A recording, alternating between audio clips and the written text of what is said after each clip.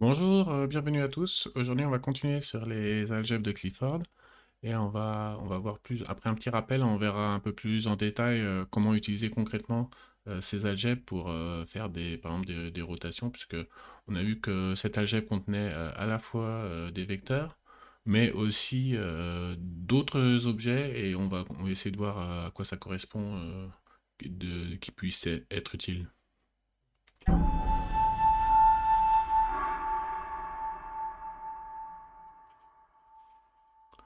Donc, on va voir les rotations. Donc, on verra d'abord comment on fait traditionnellement avec les matrices et on verra comment on peut utiliser une algèbre de Clifford pour faire des rotations. Et l'avantage, c'est que ça marchera du coup dans toutes les dimensions et pour toutes les signatures. Donc, petit rappel déjà, donc on a vu qu'à partir d'un espace vectoriel muni d'un produit scalaire, donc en gros, nous, ce qui va nous intéresser, c'est qu'il faut qu'il y ait une signature, donc qui va caractériser notre géométrie, donc une métrique. Et à partir de là, on peut construire une algèbre de Clifford, et cette construction fonctionne pour toutes les dimensions, quoi. Voilà. Donc, quand on calculait, en fait, on retrouvait, donc, d'après la notation, par exemple, si on avait une algèbre de Clifford pour une signature avec uniquement un élément positif, on a vu que ça correspondait aux nombres hyperboliques qui sont utilisés pour la géométrie de l'espace-temps. Nombre de l'espace-temps, je ne sais pas comment il s'appelle officiellement, en anglais c'est split complex number, nombre de l'espace-temps. C'est un peu l'équivalent des nombres complexes pour la géométrie euclidienne, mais là c'est pour l'espace dans le monde. Donc on a vu aussi que parmi les algèbres de Clifford les plus simples, on avait bien sûr on retrouvait les nombres complexes, bien sûr. Donc tout ça, c'est des nombres qu'on a inventés au départ à la main, que les mathématiciens ont trouvé à la main, et en fait, on les retrouve tous directement dans une algèbre de Clifford. Il y avait aussi CL, donc là, avec seulement deux éléments négatifs. Donc là, c'était les quaternions. Quaternions qui sont utiles pour faire des rotations en 3D dans les jeux vidéo. Et il y avait aussi plus proche de la physique, donc il y avait une algèbre qui s'appelle l'algèbre de Pauli, avec les fameuses matrices de Pauli, algèbre de Pauli. Donc on voit que ça correspond à une géométrie à trois dimensions. Et dans l'équation de Dirac, la fameuse équation où il a découvert les particules et les antiparticules, ça correspond en fait à... On rajoute l'espace-temps, quoi. On rajoute une dimension de temps. Donc là, c'est algèbre de Dirac. Alors, dans son algèbre de Dirac, je crois qu'il autorise les nombres complexes comme coefficients. Donc, c'est pas tout à fait la même, mais on peut définir aussi avec une algèbre de Clifford. Donc, on voit que tous ces nombres que les mathématiciens ou physiciens ont quelque part trouvés d'eux-mêmes à la main, quoi. En fait, tout ça, c'est déjà inclus de base dans les algèbres de Clifford. Et effectivement, tous ces nombres sont en lien avec une géométrie à chaque fois. Donc, c'est pas des coïncidences. Ben, en fait, on peut construire pour chaque géométrie, on peut construire un système de nombres qui va bien. Voilà, donc on avait cherché à transformer donc un espace vectoriel,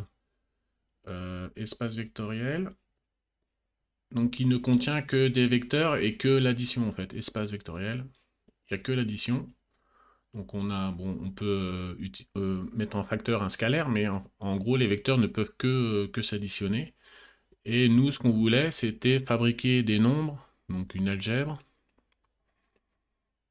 où on retrouve nos vecteurs qui reproduisent exactement la même addition et quand on prenait l'équivalent d'un vecteur, donc par exemple on prenait le vecteur v, qui peut être, on avait pris par exemple, non je ne sais plus ce qu'on avait pris, mais on peut prendre par exemple un vecteur unitaire plus deux vecteurs uy. Voilà, prenons un exemple de vecteur. Donc il avait une transcription directement dans l'algèbre qui était, du coup ça devient un nombre, et on utilisait les petits symboles de base qu'on avait créés pour chaque vecteur de la base orthogonale de y. Voilà. Donc d'un côté, on a un vecteur, de l'autre, on a des nombres, mais il faut pouvoir les multiplier. Et donc ce qu'on voulait, c'est que quand on fasse le produit scalaire du vecteur avec lui-même, on devait retrouver la même chose qu'en prenant le carré de ce nombre. Voilà. Donc v scalaire v, donc là, c'est 1 fois 1, donc plus 4, donc ça fait 5. Là, on doit trouver 5. Et pour qu'on y arrive, on avait deviné qu'une petite règle utile, c'était que quand on veut changer l'ordre de multiplication des vecteurs de base, de ce qui correspond au vecteur de base, il fallait mettre un signe moins. Donc ça, c'est une règle qui s'appelle l'anticommutation. Donc apparemment, cette règle-là permettait d'obtenir que quand on prend un nombre qui correspond à un vecteur au carré, on retrouve l'équivalent de notre produit scalaire qui lui faisait partie de l'espace vectoriel. Alors là, je voudrais voir un peu plus en détail qu'est-ce qui se passe si on prend la multiplication de deux nombres différents. Donc on va prendre par exemple du côté espace vectoriel, on va prendre un vecteur v qui va être par exemple 1, 2, et un vecteur w qui va être 2, 3. Voilà. Et donc si on fait le produit scalaire v avec w, qu'est-ce qu'on va trouver? On va trouver 1 fois 2, donc 2, plus 2 fois 3, 6. On va trouver 8. Voilà. Alors question, si donc pour chacun de ces vecteurs, je vais avoir un nombre de l'algèbre de Clifford correspondant. Donc là on va travailler dans CL 2, 0. C'est-à-dire deux éléments positifs. Donc on va avoir pour le premier nombre qui va correspondre à V, ça va être du coup EX plus 2EY. Et on va avoir un deuxième nombre qui correspond au vecteur W, qui lui va être 2EX plus 3EY. Donc la question, c'est est-ce que si je multiplie ces nombres dans mon algèbre, je vais retrouver la même chose que le produit scalaire dans l'espace vectoriel?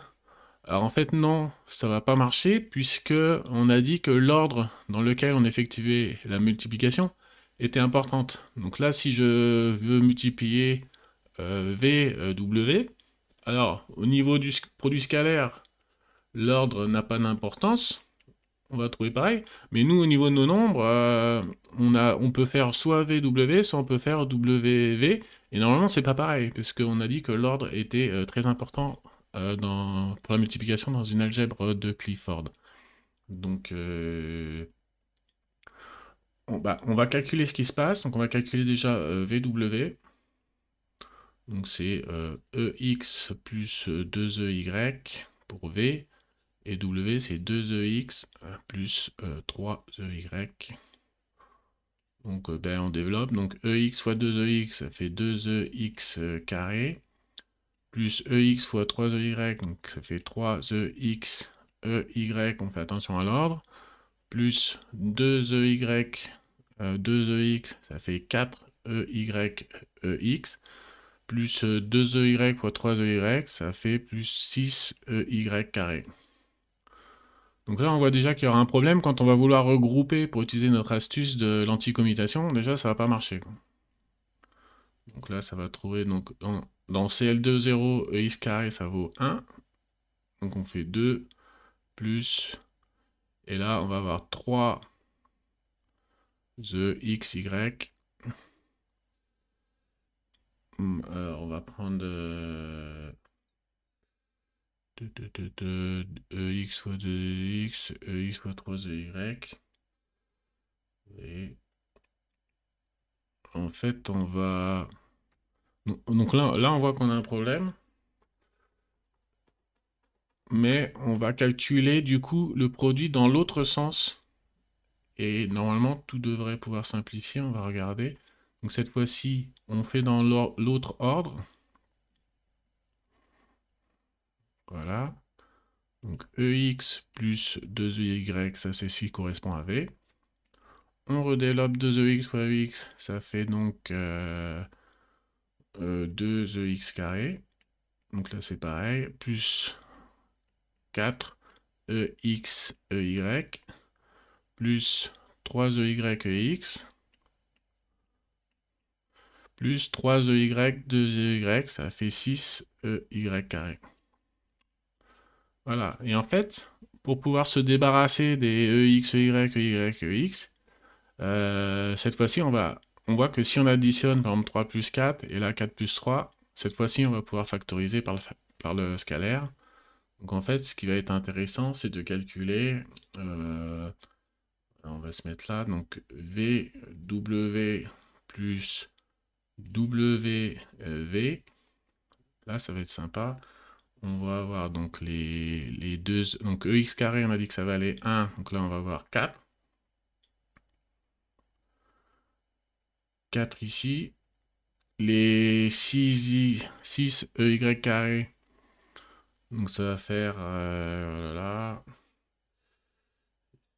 4, donc en tout on va en avoir 8 et 8, on va en avoir 16 pour les scalaires, plus on va avoir 3 plus 4, ça fait 7, et là on va pouvoir regrouper les EX, EY plus EY, EX. Voilà, puisque les EX, EY, on en a 4 plus 3.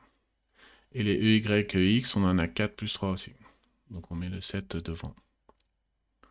Voilà, et du coup, on peut utiliser notre astuce d'anticommutation. On dit, on retrouve toujours notre même règle que EX, EY plus EY, EX, ça fait 0. Et donc là, on retrouve 16, qui est pratiquement la réponse qu'on doit trouver. Et en fait, comme on a additionné, il suffit de diviser par 2 et ça va marcher. Hein. Donc la règle, ça va être V W plus WV divisé par 2. Là, on va retrouver le produit scalaire. Quoi. V scalaire point W. Donc ça fait bien 8. Hein, la moitié de 16. Donc en fait, la règle générale, jusqu'ici on connaissait la règle quand on faisait un vecteur avec lui-même. On voulait retrouver la même chose. Donc là, au niveau de l'algèbre, c'était V carré, tout simplement.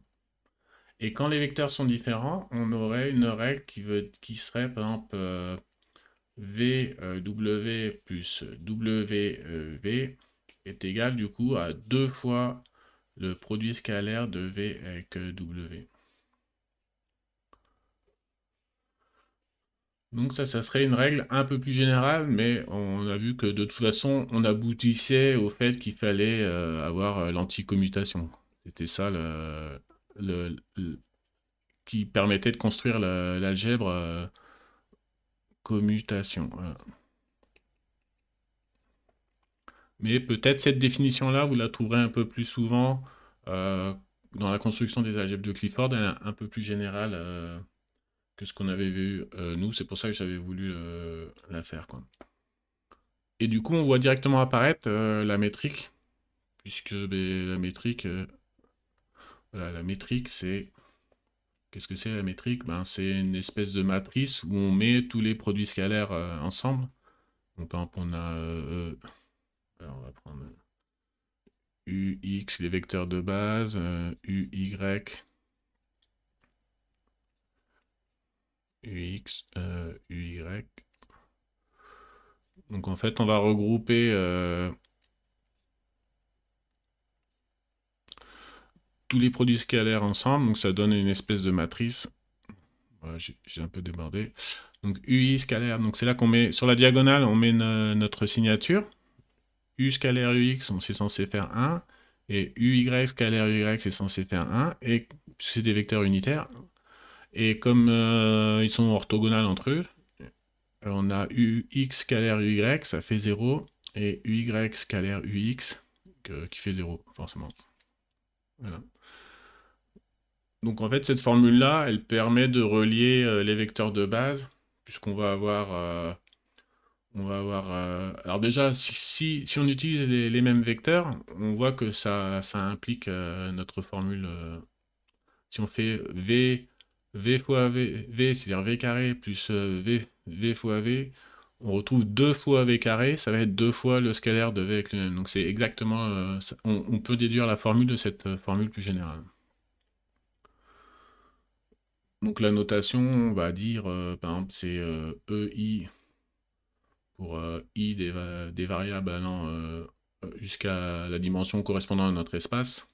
On va pouvoir noter quelque chose comme EI scalaire EJ et plus dans l'autre sens, EI, ça va être à 2 fois la métrique. Donc la métrique, je sais pas comment on note, voilà, 2G IJ. Voilà. Et donc on voit que bah, si I et J sont pareils, on va se retrouver sur la diagonale et on va avoir nos produits scalaires avec eux-mêmes. Par contre, dès que I est différent de J, on va se retrouver là où il y a des zéros et ça va nous impliquer l'anticommutation. Bon, voilà, là c'est pour vous raccrocher avec les notations un peu plus officielles. Alors, qu'est-ce que je voulais dire d'autre? Oui, donc maintenant on va aller voir les rotations, comment ça se passe. Donc on peut faire blablabla. Donc on peut commencer par les rotations avec les matrix pour avoir un petit rappel, comment ça se passe au niveau de quand on a l'espace vectoriel. Donc par exemple une matrice de rotation rotation. Bon là on va juste prendre un exemple en 2D, mais on va utiliser une technique qui marchera dans toutes les dimensions. Donc c'est ça l'avantage.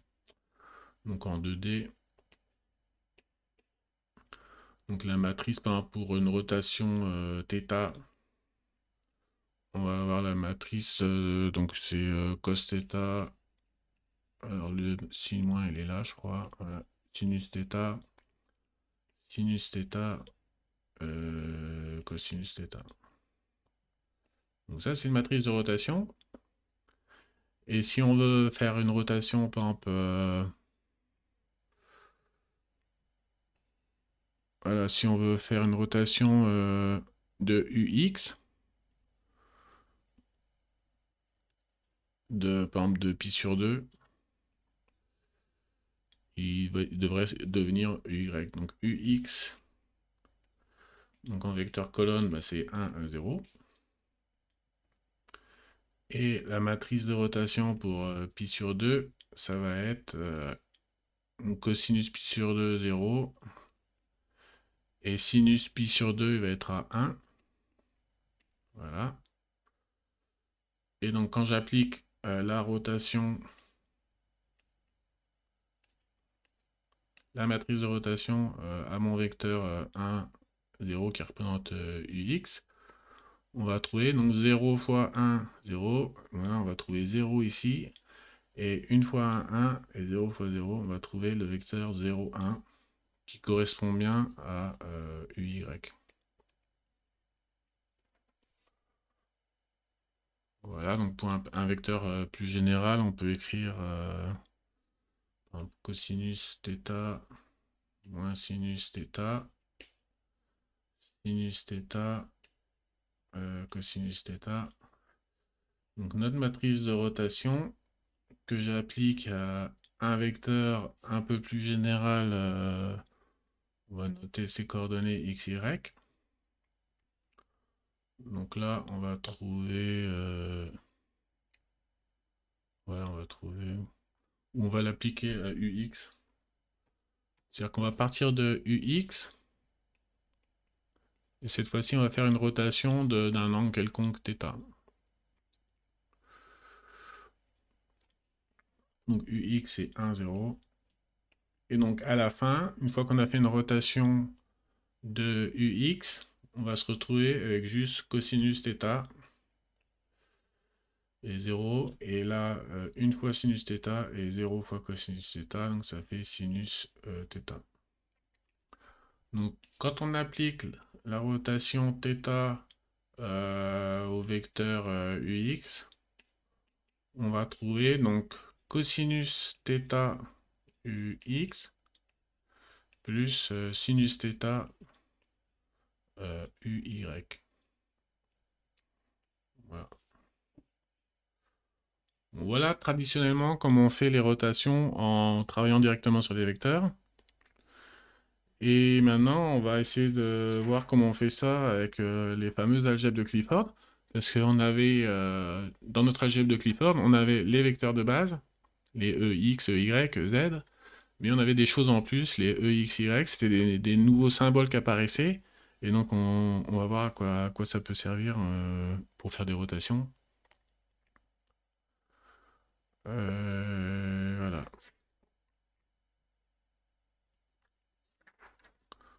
Donc, cette fois-ci, on va travailler dans une algèbre de Clifford. On va prendre 0 éléments positifs et 2 éléments négatifs. C'est-à-dire qu'on va avoir EX au carré qui va valoir moins 1.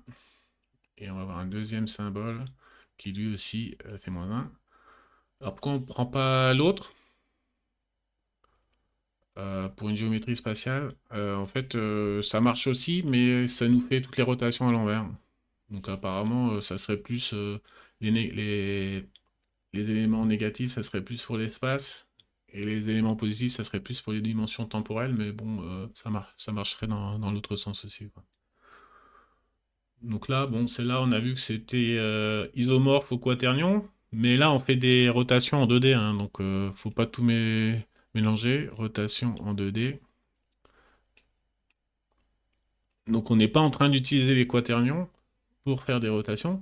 C'est juste que cette algèbre-là, au lieu d'utiliser des EX, EY et EXY, on pourrait utiliser IJK, ça marcherait pareil, mais on va tout mélanger, donc je le fais pas. Et puis surtout, on va perdre la signification géométrique, parce que nous, dans notre algèbre, c'est pas que des simples nombres. On sait qu'il y en a qui correspondent à des vecteurs, et on sait qu'il y a des nouveaux symboles qu'on a été obligé d'introduire. Et en fait, ça va représenter des plans orientés. C'est-à-dire qu'on a les scalaires, c'est les simples nombres. On a ce qui correspond au vecteur, ce qui est une espèce de ligne de base orientée. Il y a une direction. Et, euh, et donc les symboles d'après, E, X, Y, ça va correspondre à des plans. Des plans avec une orientation de X qui va vers Y. Donc en fait, tous les éléments de base, les petits symboles qu'on crée dans notre algèbre, ils ont tous un carré qui vont être plus ou moins 1. Puisque au moment où on fait le carré, forcément on va les dédoubler. Et si on les dédouble, ça veut dire que chaque x ou chaque y va apparaître 2 fois. Alors, on éclate les produits x et y. Donc s'ils apparaissent 2 fois, c'est obligatoirement qu'on va pouvoir les regrouper. Et si on les regroupe par 2, c'est-à-dire que c'est des carrés, c'est-à-dire qu'on aura des facteurs de 1 ou de moins 1, et voilà, on va tout multiplier, mais à la fin, il n'y aura que 1 ou moins 1. Donc tous les éléments de base de notre algèbre qu'on aura créé, il y aura quand on les mettra au carré, il y aura soit plus 1, soit moins 1, mais cette fois-ci, on ne choisit pas, quoi. C'est dicté par les vecteurs de base. Donc là, on va échanger. Alors, il faut échanger ceux qui sont l'un à côté de l'autre, hein. Donc, on va échanger ces deux-là. Ça va faire donc 1 signe moins, EX, EX et EY, EY. Donc là, comme on est dans CL02, les carrés valent moins 1. Donc, moins 1 multiplié par moins 1, ça va s'annuler. Il restera quand même le dernier signe moins. Voilà, donc on a un troisième symbole qui serait EX, Y au carré égale moins 1. Donc effectivement, ça ressemble au quaternion en disant que ça c'est I au carré, J au carré, K au carré. Mais comme les quaternions, on s'en sert pour faire de la 3D, là on va essayer de ne pas tout mélanger. Alors, comment faire? Donc j'ai dit que ce nouveau symbole EXY, ça correspondait à un plan orienté. C'est-à-dire que si on veut faire une rotation, on a par exemple notre axe X. On a... Comment je peux montrer ça? Oui, on a... Oui, en fait, on a X, Y. Alors là, il faut peut-être que je parle un peu des rotations en général. Donc là, ce qu'on va appeler une rotation, c'est une rotation simple, c'est-à-dire qui se passe en définissant un plan de rotation. Parce que, bon, première erreur, nous, c'est comme on pense toujours en trois dimensions, on raisonne avec un axe de rotation, mais c'est parce que quand on définit un plan, on a forcément un axe qui est orthogonal à ce plan. Donc effectivement, qu'on donne un axe de rotation ou qu'on donne un plan de rotation, en 3D, c'est pareil. Parce que si je vous donne l'axe de rotation, vous pouvez deviner le plan qui est orthogonal. Hein, si je vous donne un plan en 3D, bah, immédiatement, vous allez savoir qu'il y a un axe. Donc effectivement, ça c'est valable uniquement en 3D. Donc nous, on a souvent la tendance à raisonner, on se dit une rotation, ben, il faut que je donne l'axe de rotation et c'est bon. En fait, il faut mieux penser en termes de plan parce que ça sera valable dans toutes les dimensions. Donc pour ce qu'on appelle une rotation simple, ça, peu importe en 10 dimensions, c'est on donne un plan et on dit bah, la rotation se passera dans ce plan-là. Mais il peut y avoir des rotations plus compliquées qui justement mixent, parce que par exemple, rien qu'en 4 dimensions, on peut prendre deux plans complètement orthogonaux, puisqu'il y a deux dimensions d'un côté, deux dimensions de l'autre, et faire tourner en même temps dans les deux côtés. Donc on peut faire des trucs plus sophistiqués, mais en fait, il y a des théorèmes qui disent que peu importe la rotation compliquée que vous voulez faire au final, on pourra toujours décomposer en rotation autour de certains plans, qui soit orthogonales, soit même on peut tout décomposer à partir des plans de base. Donc c'est pour ça que les EXY, ou si on a d'autres axes, les EXZ, ça va nous donner les plans orientés de base. Et normalement, avec ça, on va pouvoir tout faire. Alors nous, on veut faire une rotation donc, autour de l'axe Z. Donc ça veut dire qu'on va tourner autour de l'axe Z, on va tourner comme ça. Si on se met au-dessus et qu'on regarde l'axe Z, dans le sens trigonométrique, ça veut dire que c'est bien il nous faut bien le plan XY avec X va vers Y. C'est-à-dire que si on tourne dans ce sens-là, X va aller vers Y. Donc nous, ce qu'on veut, c'est bien ce plan orienté-là, qui va nous servir pour faire la rotation. Et par exemple, quand on voudra faire une rotation autour en 3D, on aura juste à changer de plan. Donc c'est ça qui est fort avec cette technique-là, c'est que bon, même si on n'a pas écrit les Z ou ce qu'on veut, on pourra utiliser la même formule pour faire une rotation dans n'importe quel plan. Alors, quelle est cette formule pour faire une rotation? Donc on a... ça on a fait. Voilà.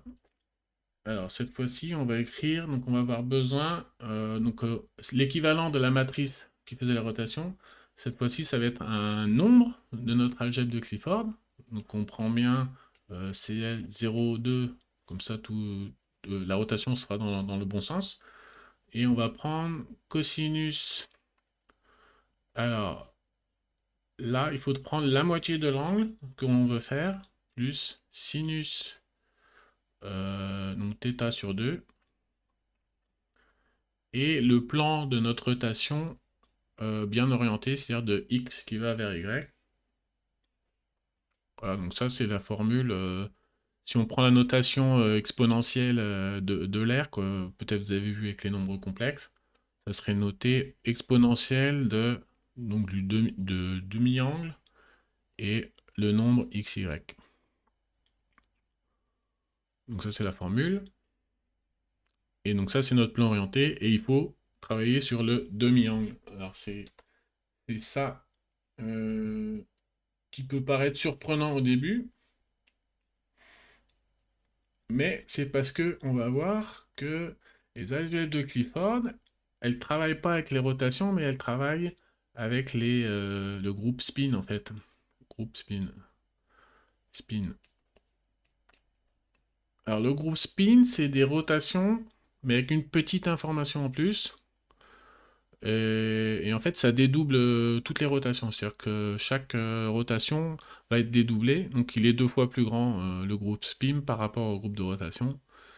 Mais il permet de faire les rotations aussi, quoi. Il y a juste une petite information en plus et on essaiera de deviner un peu qu'est-ce que ça peut être et pourquoi ça peut être important.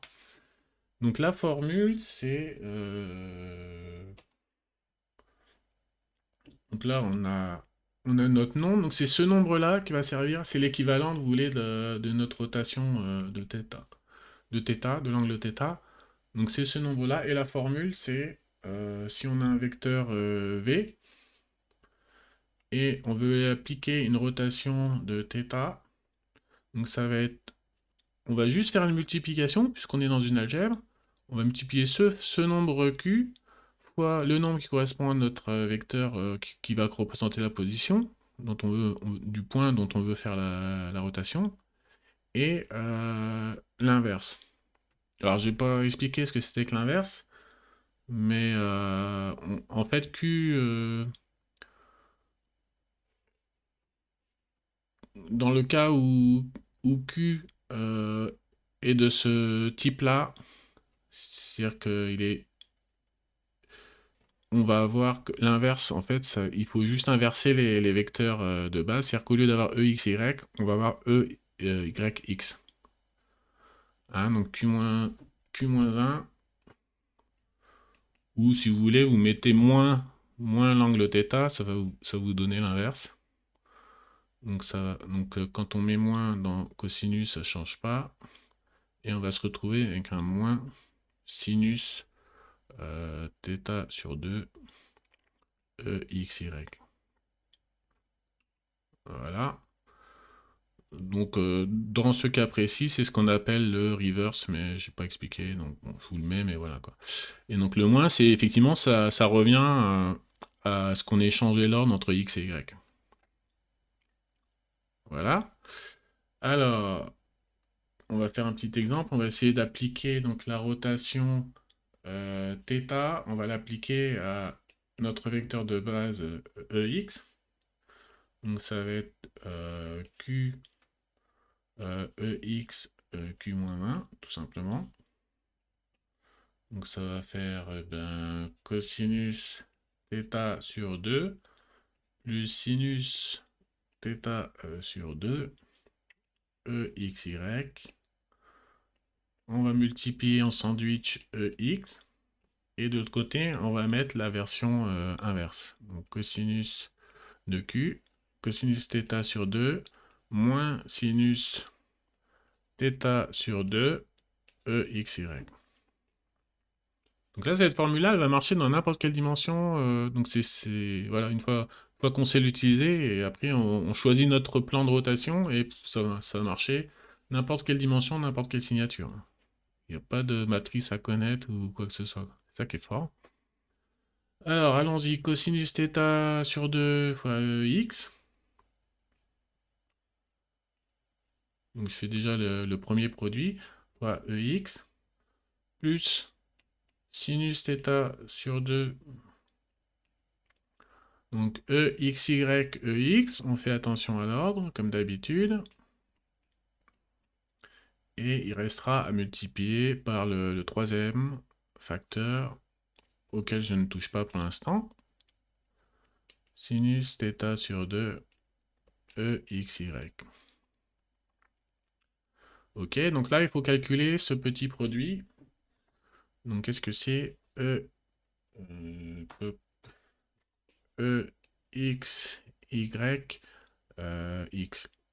Bon, là, c'est pour simplifier, c'est une notation, ça n'existe pas ce symbole dans l'algèbre. Donc en fait, nous, on veut changer de place quelque chose, donc on va avoir moins E, X, X, Y. Donc ça va faire X carré, donc on est dans l'algèbre où le carré vaut moins 20, donc les deux signes moins vont s'annuler, il va rester EY. Donc tout ça, ça fait EY. EY. Du coup, on va pouvoir continuer de faire notre produit. Donc cosinus θ sur 2 EX fois cosinus θ sur 2, ça fait cosinus carré θ sur 2 EX. Plus sinus θ sur 2 cosinus θ sur 2, donc plus sinus θ sur 2 cosinus θ sur 2 fois y, plus, donc cette fois-ci, donc là on a fait celui-là avec celui-là et celui-là avec celui-là. Ouais, je n'ai pas fait comme d'habitude. Après on va faire celui-là avec celui-là et celui-là avec celui-là. Donc cosinus θ sur 2, donc moins, alors il y a un signe moins, donc moins cosinus θ sur 2 sinus θ sur 2 EX EXY. Et il nous reste le dernier, celui-ci et celui-ci, ce qui va faire moins sinus carré θ sur 2 EY EXY EY EXY. Alors celui-ci EX, donc on a le carré de x qui vaut moins 1, donc ça fait moins EY. Et celui-ci, il vaut... Donc on va inverser, ça va faire, bon je vais l'écrire ici, EY EXY est égal à moins EX EY EY. Donc les deux, là EY carré, ça va faire moins 20, les deux signes vont partir, ça va faire EX. Donc ça fait EX. Alors, qu'est-ce qu'on trouve? On va trouver donc... là, il y a du EX et du EX, donc on va les regrouper. Donc ça va faire cosinus carré θ sur 2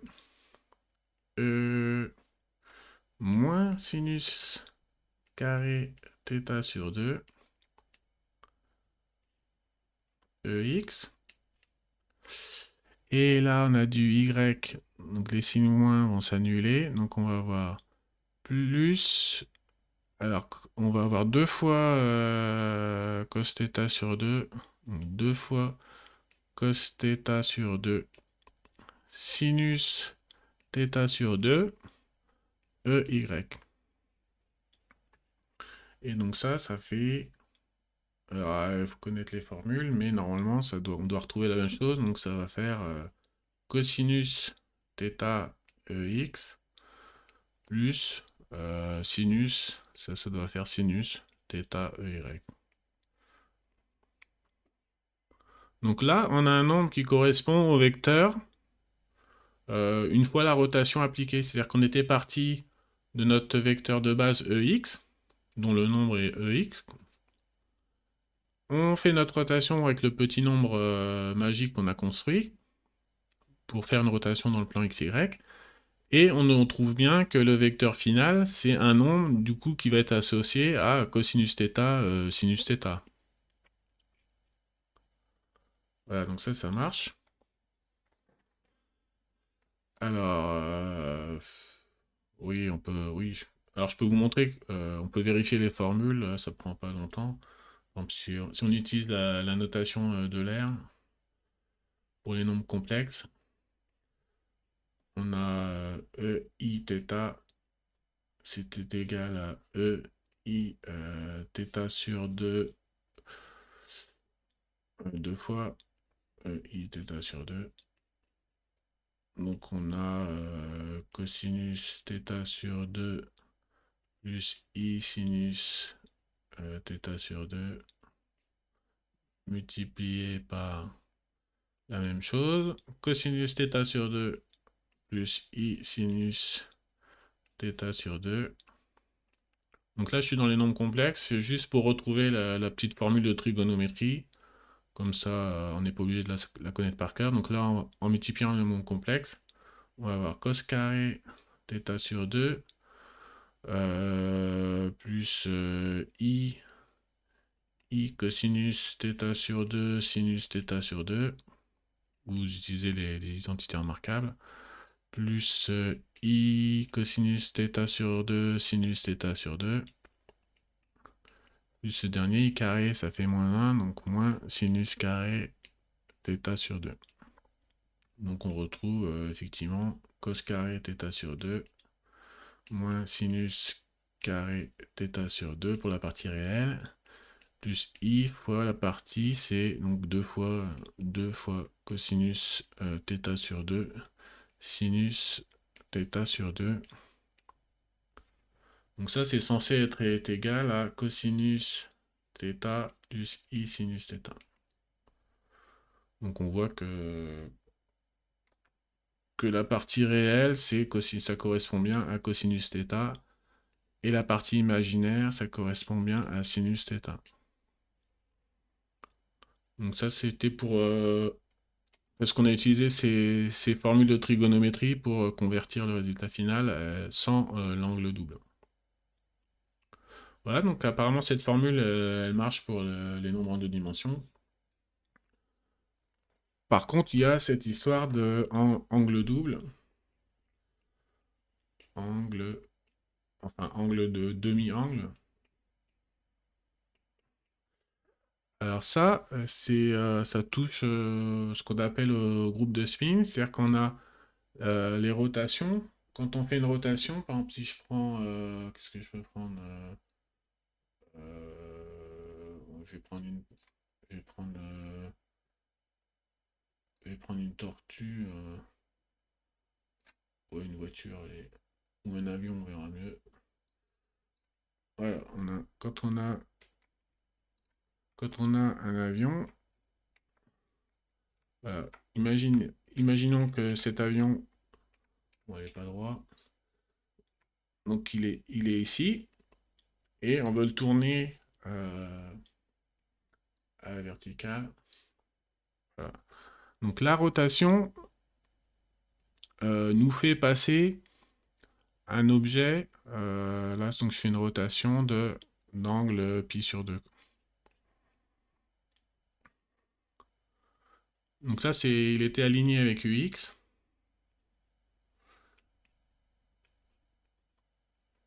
Et j'applique la rotation, il se retrouve aligné avec Y. Alors c'est quoi le problème? Le problème, ben, c'est si si je vous montre l'état de départ de l'objet et l'état d'arrivée de l'objet, et je vous dis, bah, qu'est-ce que j'ai fait comme transformation, vous allez réussir à faire la même chose. Par exemple, je vous donne un autre objet.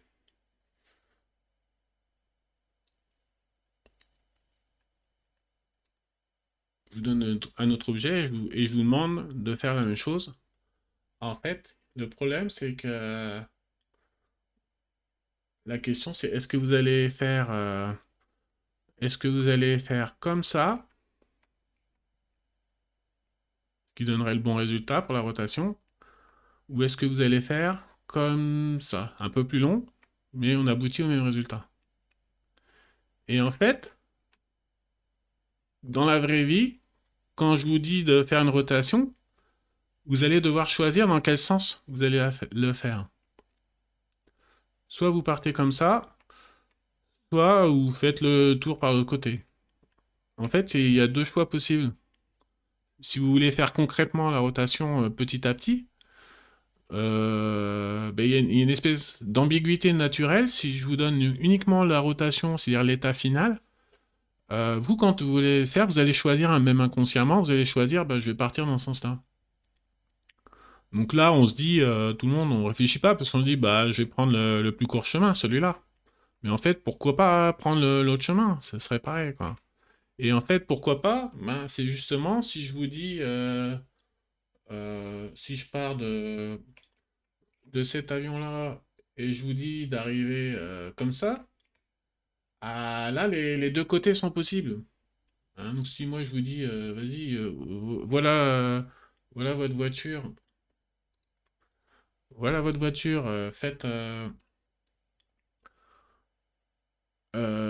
même chose. Ah, ben cette fois-ci, on peut pas dire je vais prendre le plus court chemin. Donc il y a des gens qui vont dire ah bah je vais retourner comme ça. Ou il y a des gens qui vont dire bah partant de là, ah bah je vais la retourner dans ce sens-là. Ou partant de là, je vais la retourner dans ce sens-là. Et il y a deux façons de faire le mouvement en fait. Donc quand je vous donne la rotation, je vous donne l'état initial, l'état final. Mais je vous dis pas par quel chemin ça, on est obligé de. Il manque une toute petite information qui nous permettrait de complètement définir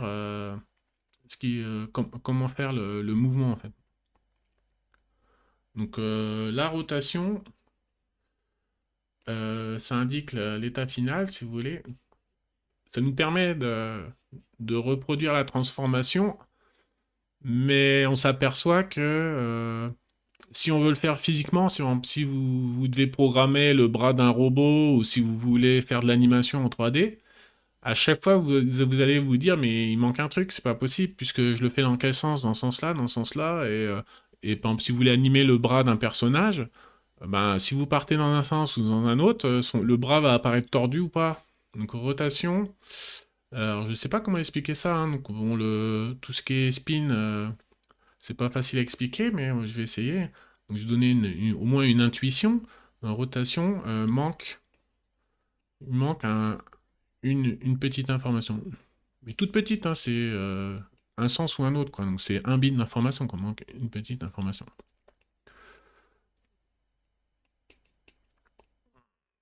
Et donc, le spin, alors le spin, c'est aussi, en physique, c'est la propriété d'une particule. Donc là, je l'utilise dans le sens, comme une rotation, mais plus sophistiquée, quoi.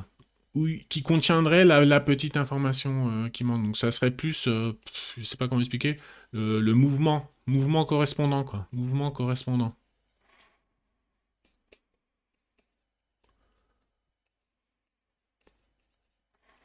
Et en fait, il y en a deux à chaque fois, puisque peu importe les dimensions, on va faire des rotations dans des plans.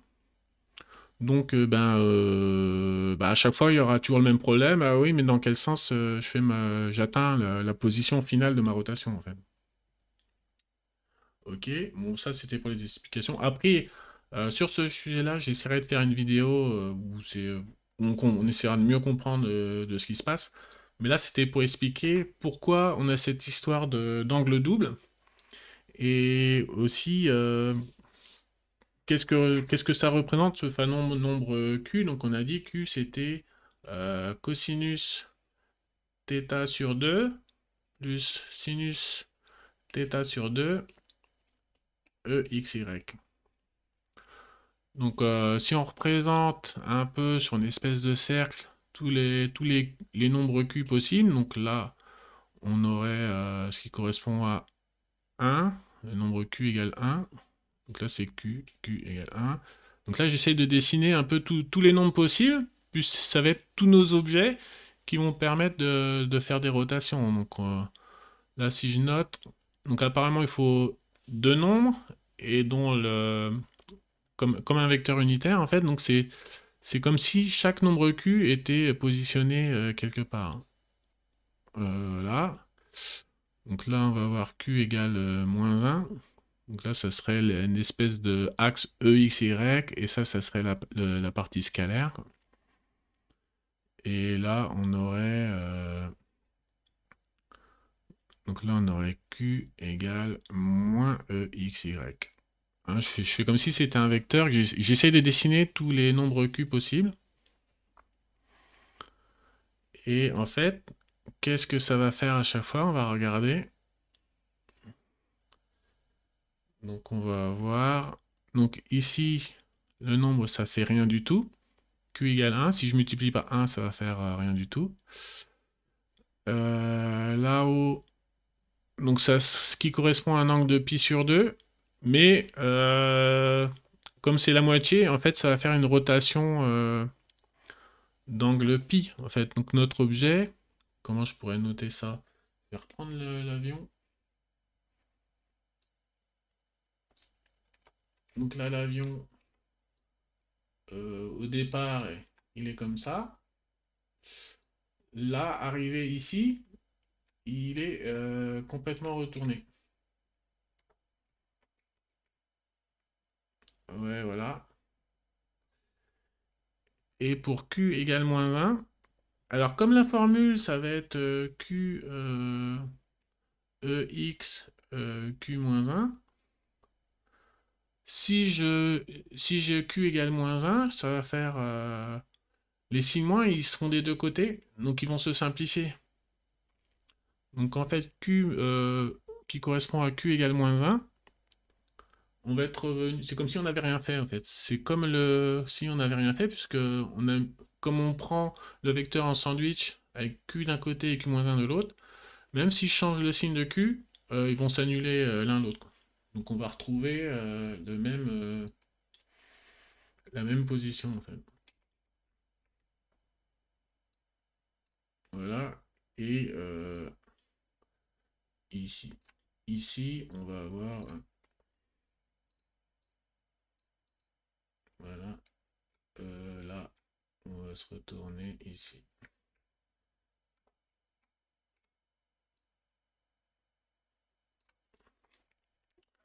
Voilà, donc ça c'est Q égale moins 1. Ça on a dit c'est Q égale moins EXY. Et Q égale EXY. Et si on a ici, donc ça serait Q égale... donc là, ce nombre-là, ça serait Q égale... On va le noter ici. On va mettre en jaune, voilà. Donc là, ce nombre-là, ce Q ici, ça serait ce qui correspond. Donc on aurait des cosinus pi sur 4, ça va faire des 1 sur racine de 2. Donc ça serait 1 plus EXY divisé par racine de 2. Donc ça, c'est ce nombre-là, puisque ben, on a un carré. C'est la diagonale d'un carré, mais comme le carré, la diagonale du carré, elle est plus grande que le cercle, il faut rediviser par racine de 2.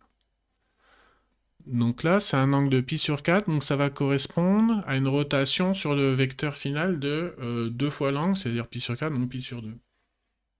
Donc notre avion, ici, il va être tourné, non, il va être bien droit, voilà. Comme ça, on a fait une rotation de pi sur 2. Voilà. Et pour avoir ce nombre-là, ça va être Q est égal, donc cette fois-ci, 1 moins EXY sur racine de 2. Et en fait, on va trouver, on va faire 2-3 calculs pour vérifier, mais on va trouver que ici, c'est comme si il était tourné par là, je pense. Voilà. Et bon, je complète.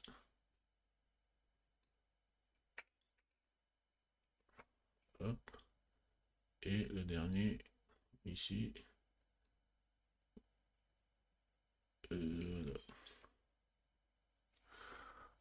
Voilà. Donc là, j'ai dessiné tous les nombres Q possibles, c'est-à-dire donc à chaque fois selon... Et je vous ai dessiné l'effet sur le vecteur de départ, c'est-à-dire que si on part avec l'avion orienté comme ça vers la droite, et si j'applique ma formule en choisissant le nombre Q correspondant, donc bah, ça va nous faire différents effets au final. Et on voit que par exemple, tous les nombres Q qui sont au-dessus là, ils effectuent au final une rotation. Qu'est-ce que j'ai fait? J'ai fait une erreur là. Là. Oui, non, il est en bas celui-là. Hop, il est en bas. Voilà. Et donc celui-là, il est en bas aussi. Voilà. Là, c'est bon. Alors déjà, ce qu'on remarque, c'est que tous ceux qui sont opposés, voilà, aboutissent au même résultat. Donc ça correspond à passer de Q à moins Q. En fait, dans la formule, ça change rien. C'est-à-dire qu'au moment de calculer le vecteur final, la position du vecteur final, ça change rien dans la formule. Donc tous les nombres Q vont être dédoublés dans le sens où à chaque fois, il y aura deux versions de Q qui font exactement la même chose au niveau de l'objet à tourner. Et en fait, ils vont donc toujours par deux. Donc par exemple, si je regarde celui-là avec celui-là, donc celui-là c'est le nombre EXY. Effectivement, si je mets un moins, je me retrouve avec moins EXY. Et bien, on est censé retrouver la même rotation sur le vecteur. Donc tous ceux qui sont opposés, les nombres Q qui sont opposés sur ce cercle, font la même chose si on regarde uniquement l'objet. Et donc ce qui est étonnant, c'est que il va y avoir, là c'est censé, le nombre 1, Q égale 1, c'est censé ne rien faire, mais on a aussi son double, le nombre Q égale moins 1, qui va ne faire aucune rotation. Et du coup, en fait, tout est dédoublé dans le groupe spin. Donc ça va être spin 2. Voilà, donc ça c'est le groupe spin, alors que le groupe des rotations, on va noter 2 comme ça. Donc les deux sont sur un cercle, mais il y en a un qui contient 2 fois plus de rotation que tout est dédoublé. Et à cause de cette histoire que quand on change le signe moins, ça change rien, donc tout est dédoublé. Et en fait, ça permet de stocker la petite information qui manque. C'est-à-dire que là, on voit que ces nombres-là, si je les continue quelque part, on fait un tour complet, mais en tournant dans le sens trigonométrique. Alors que ceux-là, on voit quelque part qu'on tourne dans le sens inverse. Donc enfin bon, c'est une explication à la louche, mais je pense que c'est ça qui caractérise le groupe spin par rapport au groupe de rotation, c'est que ça stocke cette petite information en plus qui va nous permettre de retrouver par quel chemin on peut effectivement, concrètement réaliser la rotation si on veut la faire petit à petit, quoi. Donc pour tout ce qui est logiciel d'animation ou manipulation de bras robotiques. Et, et alors, ce qu'on voit, c'est que pour un groupe spin, il y a deux façons pour notre avion d'être orienté. C'est-à-dire que là, on a l'impression qu'il n'a pas bougé. Là, on n'a pas l'impression qu'il a bougé. C'est-à-dire qu'au niveau des rotations, bah, il est toujours dans la même orientation. Mais pour le groupe spin, c'est pas pareil.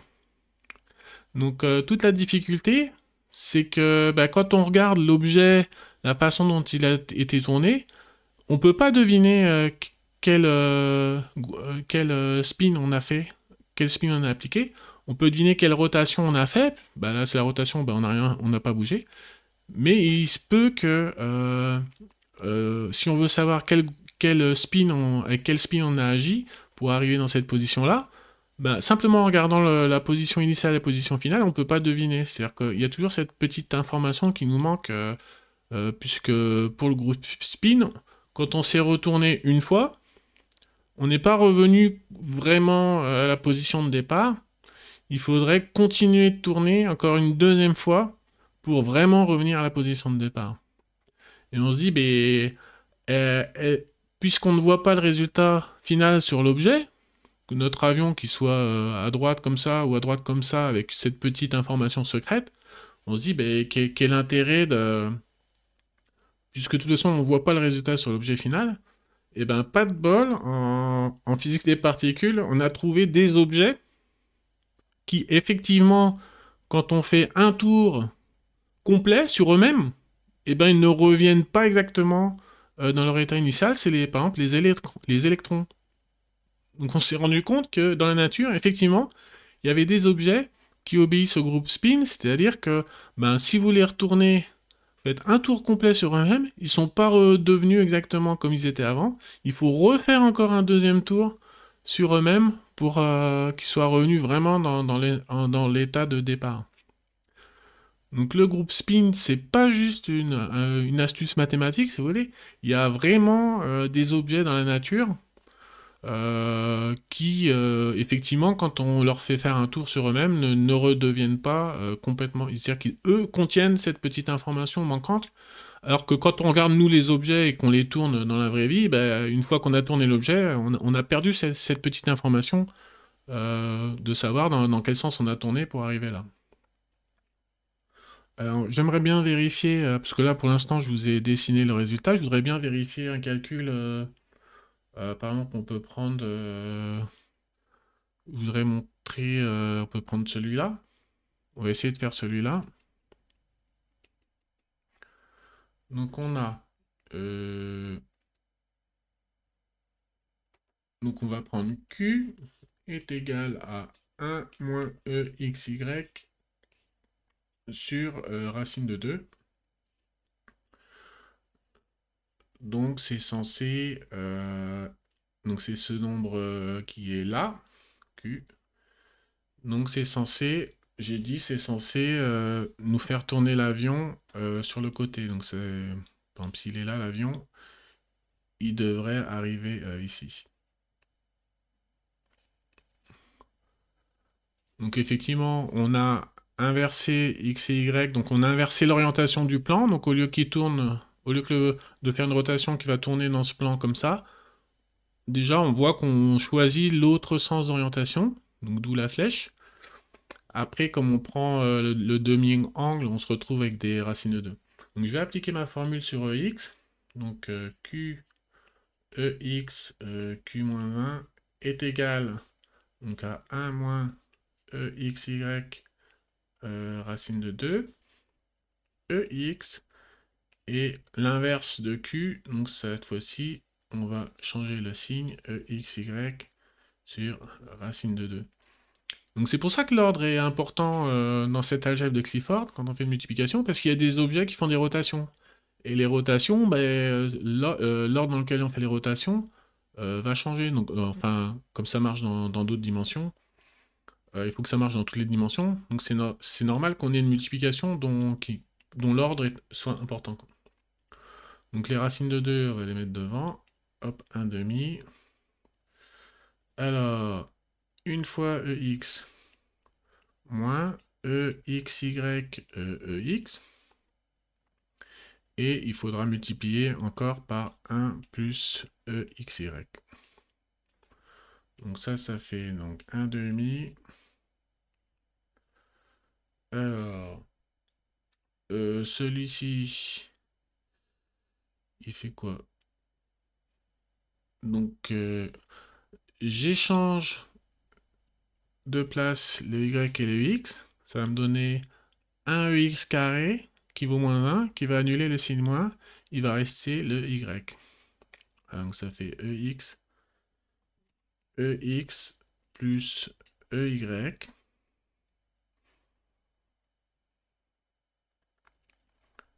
C'est ça, hein? Non, j'échange de place. Oui, donc j'échange de... Bon, je vais le refaire bien. EX, YEX. Donc j'échange de place, j'ai un signe moins qui vient du changement de place. EX, EX, EY. Ah, et j'ai un deuxième signe moins qui vient du fait qu'on travaille dans CL02. Donc le carré de X, il vaut moins 1. Donc les deux signes moins s'annulent, il reste le Y. Mais comme j'avais déjà un signe moins, ça va faire moins EY. Voilà. Donc là, c'est un signe moins. On va mettre comme ça, signe moins. Voilà. Et donc, on multiplie par 1 plus EXY. Donc ça donne quoi? Ça donne 1 demi de EX plus EX, EXY moins EY moins EY, EXY. Ce qui donne 1 demi de... donc ça va faire moins EY. EX au carré, ça fait moins 1, donc il reste moins EY. Et celui-ci, Donc ça fait, donc j'échange les x et les y de place, donc c'est déjà un signe moins, et j'ai un y au carré, encore un signe moins qui va disparaître, il va rester le ex ici. Du coup, ça donne donc les ex, j'ai ex ici, moins ex, donc les ex ils disparaissent, et il me reste moins ey, donc moins 2 fois ey,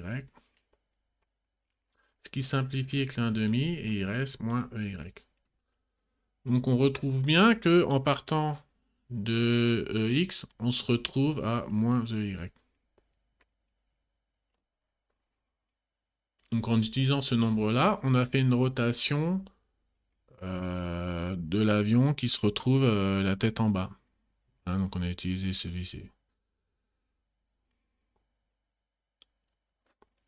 Et si au lieu de ça, on avait utilisé le nombre qui est ici, on aurait trouvé exactement le même résultat. Donc le nombre qui est ici, c'est quoi? C'est Q est égal à... donc cette fois-ci, c'est moins 1 sur racine de 2 et le xy plus exy sur racine de 2. Est-ce qu'on va retrouver pareil? Bah, on va voir.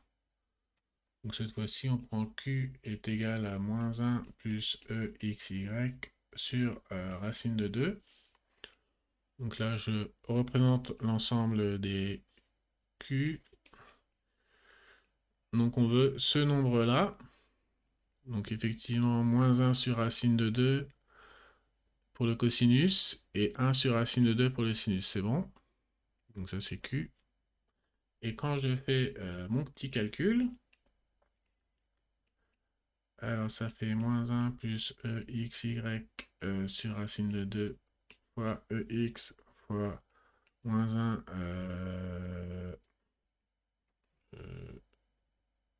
oui, je m'étais pas trompé. Ouais, c'est bon. Donc moins 1, donc cette fois-ci moins, pour faire le Q, Q exposant moins 1, là, exy sur racine de 2. Donc là, on fait le calcul. Pareil, on met le 1,5 devant. Donc moins ex. Moins ex plus exy ex. Voilà. Et il nous restera le moins 1 moins exy. Voilà. Et donc ça fait 1,5 de... moins ex fois moins 1, ça fait ex. Ce truc-là, il fait... Donc on échange de l'ordre, donc on a un signe moins, et il y a un carré, donc encore un signe moins, donc il reste ey. Donc ça fait... Donc on a dit moins ex, j'avais pas fini, plus exy, moins ey,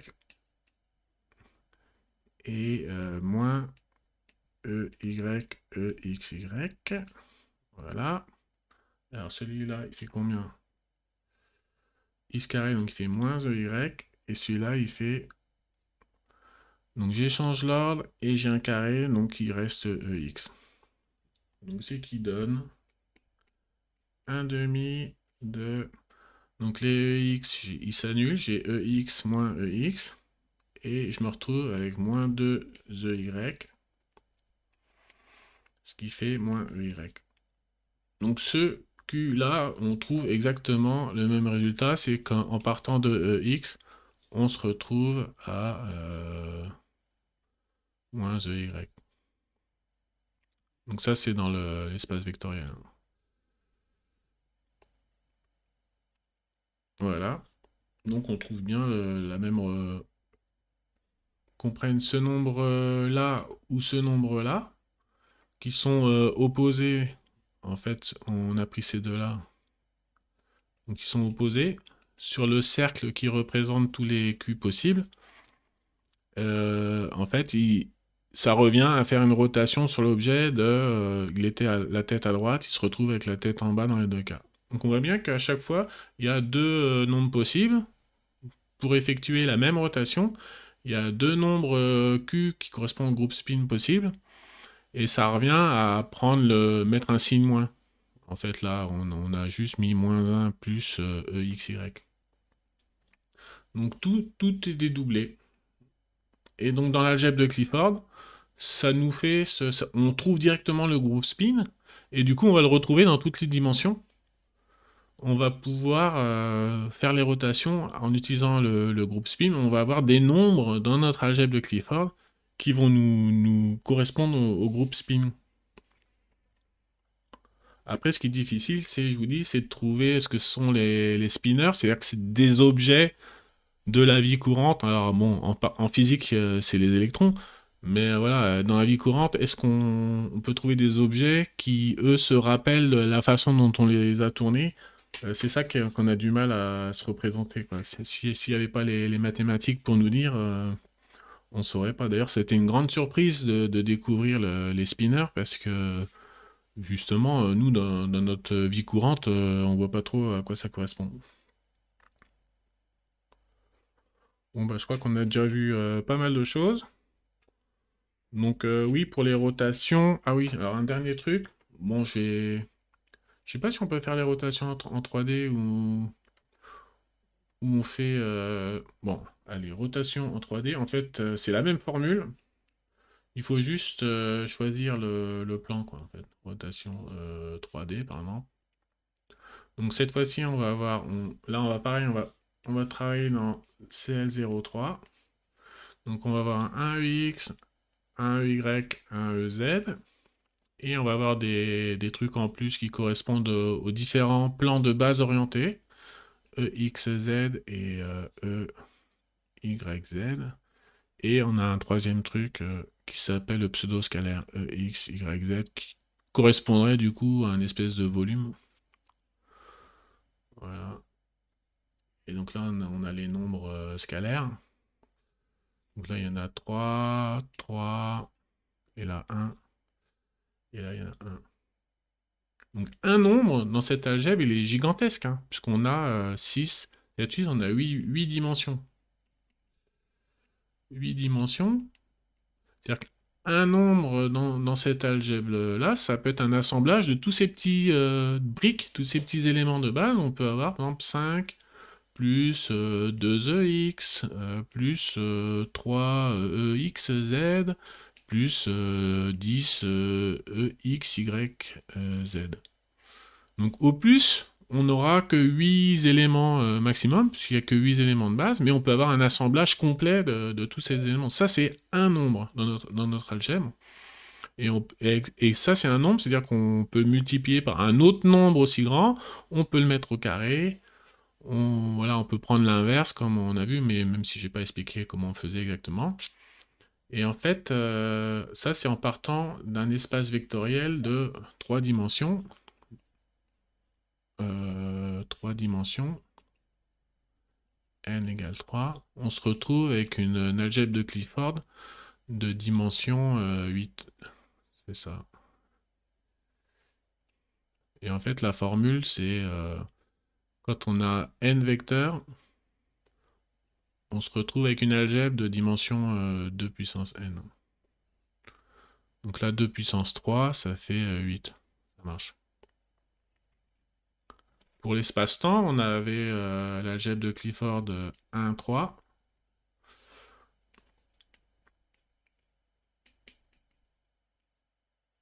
Donc l'espace vectoriel, lui, il a 4 dimensions. Et ça va nous donner une algèbre de Clifford de dimension 2 puissance 4. C'est-à-dire qu'il y aura 16 éléments possibles. Donc ça va être un gigantesque nombre avec 16 petites briques possibles pour l'assembler. Voilà. Donc pour faire la rotation en 3D, alors c'est là qu'il y a un tout petit piège, c'est pour ça que je voulais en parler. C'est que quand on prend notre axe X, notre axe Y et vers le haut notre axe Z, Voilà, j'ai dit qu'il fallait raisonner en termes de plan. Donc, c'est par exemple si je veux tourner autour de l'axe X. Donc, quand on regarde l'axe X dans le sens trigonométrique, il va tourner comme ça. Donc, ça va amener Y sur Z. Donc, on va prendre le plan avec l'orientation YZ. Ça, c'est pour une rotation d'axe X, en fait. Pour Z, alors imaginons on regarde Z, on veut tourner dans le sens trigonométrique, on va tourner comme ça. Donc il va amener X vers Y. Donc on va prendre le plan de rotation correspondant. On va prendre EX orienté de façon à amener X vers Y. Bon là on se dit ok, pas de problème. Et le petit piège c'est pour Y. Parce que si on regarde Y et qu'on veut tourner dans le sens trigonométrique, alors il faut imaginer qu'on est derrière, on regarde Y, et il va tourner du coup comme ça. Le sens trigonométrique, il est à l'envers, puisqu'on regarde depuis Y. Et en fait, regardez ce qui se passe, ça amène Z vers X. Donc en fait, la rotation qui correspondrait à l'axe Y, mais bon, le but c'est d'abandonner cette idée de réfléchir en termes d'axe, c'est en fait, il faut utiliser le plan qui amène ZX. Et donc en fait, ça c'est, il est à l'envers. Moins EX, Z. Dans nos petits symboles de base, on les note dans l'ordre. Donc en fait, tous les autres, pour la rotation de X, ça correspond à nos éléments de base. Pour la rotation de Z, ça correspond à notre élément de base. Mais pour Y, celui-là, il n'est pas comme les autres. Il faut faut prendre le plan orienté à l'envers des éléments de base. C'est-à-dire qu'il faudrait en fait noter EXY. Ça, ce serait pour l'axe Z. C'est celui qui manque en fait. Z. Il y aurait le plan orienté. Donc là, il faudrait le mettre EZX. Ça, ce serait pour Y. Et YZ pour X. X. Donc celui-là, il est à l'envers des autres. Voilà, me demander. Enfin, si, voilà, l'explication, c'est parce que il faut regarder quelle orientation on veut exactement à l'envers. Donc il y en a qui définissent les éléments de base en choisissant directement à l'envers. Nous, on les note dans l'ordre et puis faut juste mettre un signe moins quoi. Alors à l'envers des autres. Il n'est pas à l'envers, il est dans le bon sens, mais il est à l'envers des autres. Voilà. Donc pour faire une rotation d'un autre axe, il suffit d'utiliser le bon plan orienté en se demandant, mais attention, est-ce qu'il va bien tourner dans le bon sens ou pas, quoi.